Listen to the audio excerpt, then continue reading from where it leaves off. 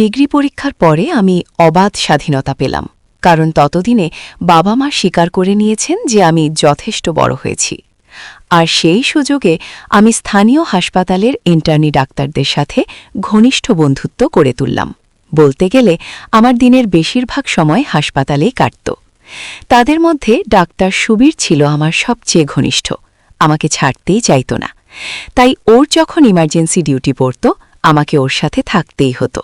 আমারও ভয়টয় কম ছিল। অ্যাক্সিডেন্টের কেস বা কাটা ছেলাই এগুলি আমার ভালোই লাগত।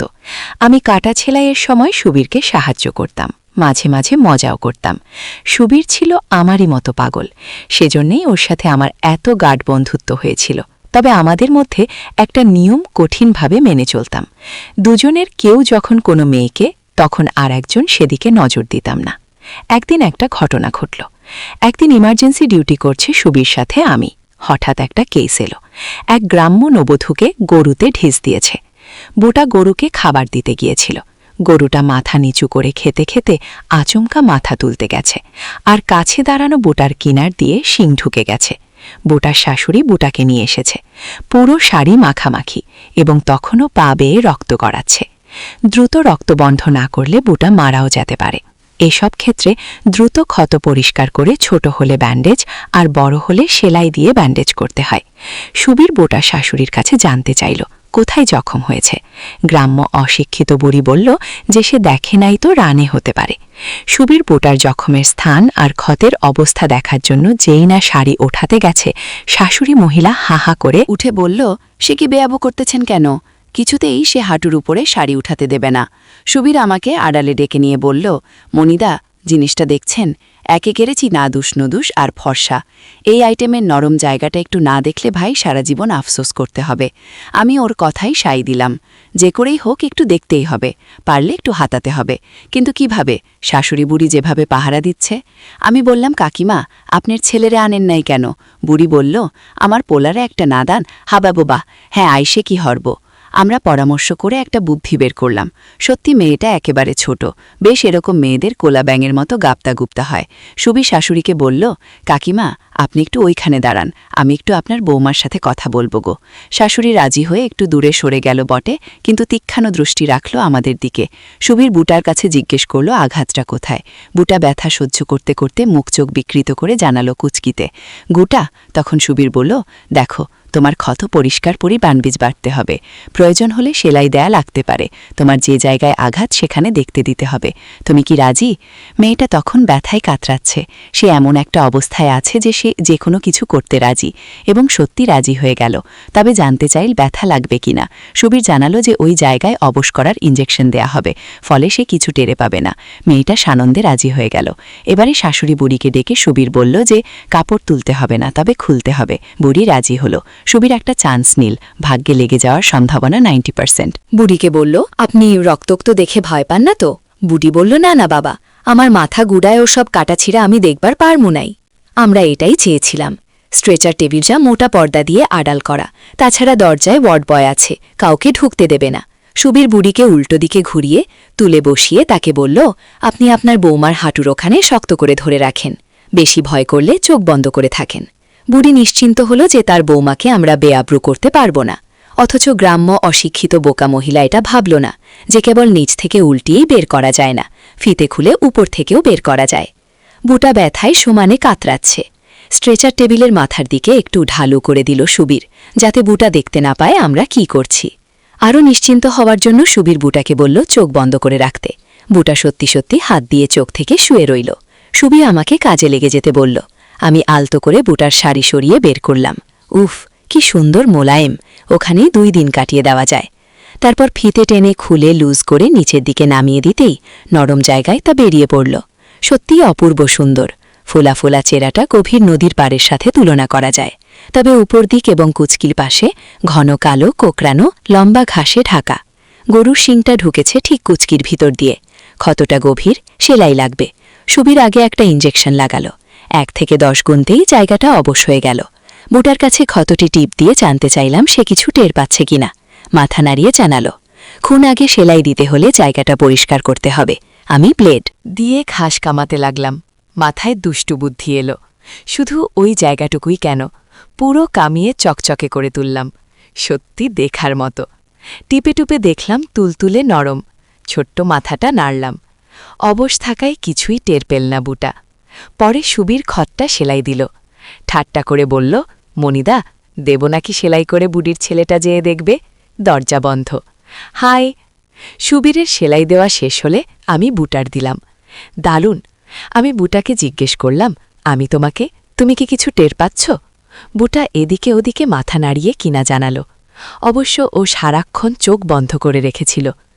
আমি আরও মজা করার জন্য ওর শাশুড়িকে বললাম, শুনছেন বুড়িমা, আপনার বৌমার ব্যথা একেবারে সেরে গেছে। আমি আপনার বৌমাকে কিন্তু সে কিছু টের পাচ্ছে না। আগেই শাশুড়ি কথাটা লুফে নিয়ে বলল, কি কইলা বাবা? যাইতাই করো না বাবা, দেখো বোডার যেন কোনো কষ্ট না থাহে, বড় লক্ষ্মী বউ আমার। উসতে হাসতে বললাম, না না বুড়িমা, কিছু করতেছি না। আসলটা এডা একরকমের চিকিৎসা। ও আপনি বুঝবেন না, তাইলে আপনার বৌমা আরও পাইত। ও সুবীর আমার দিকে তাকিয়ে হাসতে লাগল। বুড়ি বলল, তাই করো না বাবা, সিডাই যদি বালা হয় গো। আমি বললাম, এখন এই অবস্থায় ওটা করা যাবে না। পরে আপনার বৌমার সাথে কথা বলে যদি সে সেই চিকিৎসা নিতে চায় তখন দেয়া যাবে। ব্যথাটা একটু কমুক, ঘাটা সারুক। তারপর গ্রাম্য অশিক্ষিত সরল বুড়ি কিছুই না বুঝে বলল, আচ্ছা বাবা, তোমাগো অনেক দয়ালু। সুবীরকে ইংরেজিতে বললাম, যে করেই হোক এই বুটার নরম নরম সুন্দর আমার খুব লোভ হয়েছিল। সুবীরকে সেটা বলাতে সুবীর বুটাকে বলল, প্রতিদিন একবার এসে ড্রেসিং করাই নিয়ে যাবা। 5 দিন পর সেলাই কাটতে হবে। ঘা শুকাতে আরও 3-4 দিন লাগবে। এই কয়দিন তোমাকে একটু কষ্ট করে আসতে হবে। আর তোমার শাশুড়ি বুইটা মানুষ, তারে কষ্ট দেওয়ার কি দরকার? তুমি তো একাই আসতে পারবা। আর না হয় তোমার স্বামীরে আনবা। কি মনে থাকবে? বুটা লজ্জা লজ্জা মুখে খাটখাট করে জানালো, থাকবে। আমি সুবীরের সাথে অনেক শোলা পরামর্শ করে একটা বুদ্ধি বার করলাম। সেই মোতাবেক সুবীর পরের দিন ওর ড্রেসিং করার সময় কথায় কথায় জেনে নিল যে বুটার বাচ্চা হয়নি, তবে ওর শাশুড়ি খুব শীঘ্রই একটা বাচ্চা চায়।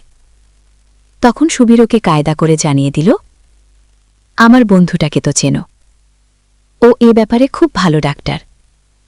সমস্যা হলে ওর কাছে এসো। এর আগে অনেক বাচ্চা না হওয়া বউয়ের বাচ্চা বানিয়ে দিয়েছে।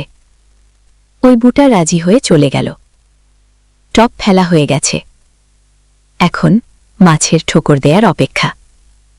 আমাদের একটাই আশা, যে বুটার স্বামী যেহেতু নাদান আর বোকাশোকা, বুটারও বয়স অনেক কম, তবে 15-16, কাজে ওদের মধ্যে ভালোভাবে হওয়ার সম্ভাবনা কম। আর যদি তা হয়, তাহলে বাচ্চা হওয়ারও সম্ভাবনা কম। দেখা যাক বিড়ালের ভাগ্যে শিখেছি রে কিনা। অনেকদিন পার হয়ে গেল, প্রায় 6 মাস। ওসব কথা আমরা ভুলেই গেলাম। আমারও বাড়ি ছাড়ার সময় ঘনিয়ে এলো। একটা সরকারি চাকরির ইন্টারভিউ দিয়েছিলাম, খুব ভালো হয়েছিল। চাকরিটা হবার সম্ভাবনা আছে। একদিন সকালে আমি ক্যান্টিনে চা খেতে গেলাম। সুবীর ডিউটিতে ছিল। ফিরে এসে রুমে ঢুকতেই আমার একটা হার্টবিট মিস হয়ে গেল। দেখি সেই বুটা আর তার শাশুড়ি সুবীরের সামনে বসা। আমাকে দেখেই ওদের আড়াল করে চোখ মারল সুবীর।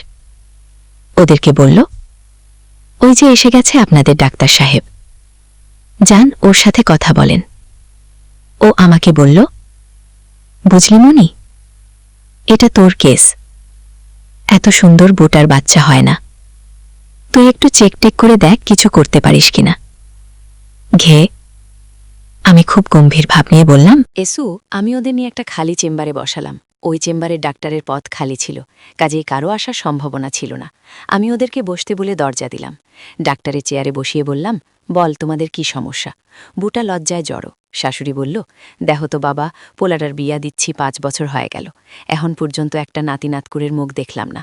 পাড়াপুরি নানা নাকুতা কুক্তা কয়, বউ নাকি বাঞ্জা। জড়িবুটি কবিরাজি অনেক করছি। শ্বাসে তোমার কথা মনে পড়ল, তাই ওরে নিয়ে আলেম গো। আমি বললাম, ভালো করছেন, কিন্তু আপনার পুলারে আনা দরকার ছিল। হ্যার সাথেও তো কথাবার্তা কন লাগবি নাকি? বুড়ি বলল, কিন্তু হয়তো নাদান, বুদ্ধি শুদ্ধি নাই, গাবদা গুবদা কিচ্ছু বুঝে না। গে আমি বললাম, তবুও বাচ্চা তো হাই বানাবে নাকি কাকিমা? বুড়ি শরম পেয়ে মুখে আঁচল চাপা দিয়ে হে হে করে হেসে বলল, তা যা কইছ ঠিকই কইছ। ঠিক আছে, এর পরের দিন হেরে পাঠায়া দিবানে।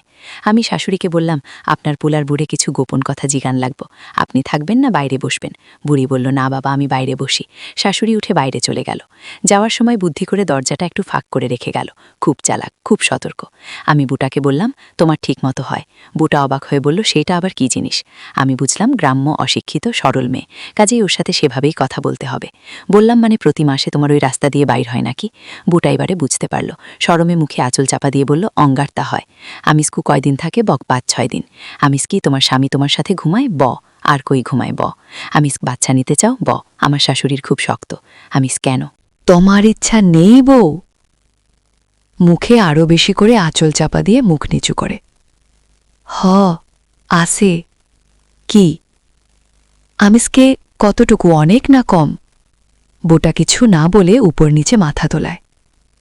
আমিস, কি ঠিক করে মুখে বল, কম না বেশি? বো, কি একটু বেশি? আমার হাওড়ি কইছে, এইবার বাচ্চা না হইলে হ্যারবোলারে আবার বিয়া হরায়। বো, আমিস, ওই সপ্তাহে কয়দিন স্বামীর সাথে থাকো? বো, কিও মা কয়, কি সব দিনই তো থাহে। কি? আমিস, কেউ রাতে বিছানায় শোয়ার পরে কি করে তোমার স্বামী? বো, কি আর হরব, ঘুমায় গো। আমিস, তো ঘুমায় আর কিছু করে না? মানে বাচ্চা হওয়ানোর জন্য তোমরা কি করো? যদাবে যে কথা বোটা বলল, আমার হার্টের বিট বেড়ে গেল আনন্দে। আমার চিৎকার করতে ইচ্ছে করছিল। বোটা লজ্জায় লাল হয়ে বলল, কেন? ও আমারে প্রত্যেকদিন রাতে ঘুমানোর আগে দেয়। আমি ওরে শিকাইয়া দিচ্ছি, দিতে চায় না, তাও আমি ওরে জোর হরে দেওয়াই গো। আমিস, আচ্ছা, তুমি অনেক কিছু জানো দেখছি। লেখা করেছ বিরহ। 3 ক্লাস পড়ছিলাম গায়ের মক্তবে। বো, আমিস, তুমি জানো দিলে কি হয়? বো, ও মা, জানুম না কেন, দিলে বাচ্চা হয়। আমিস, তো সেটা তুমি জানলে কিভাবে? তোমার তো আগে বিয়ে হয়নি গিয়ে। বো, আমার মায়ে কইছে, যখন আমি একটু বড় হইলেম তখন মা আমারে কইছিল, খবরদার, কোনো জোয়ান পোলারে বিতে দিবি না। আমি জিগাইছিলাম, কেন মা, দিলে কি হয়? মায়ে কইল, জোজান পোলাই দিলে বাচ্চা অর।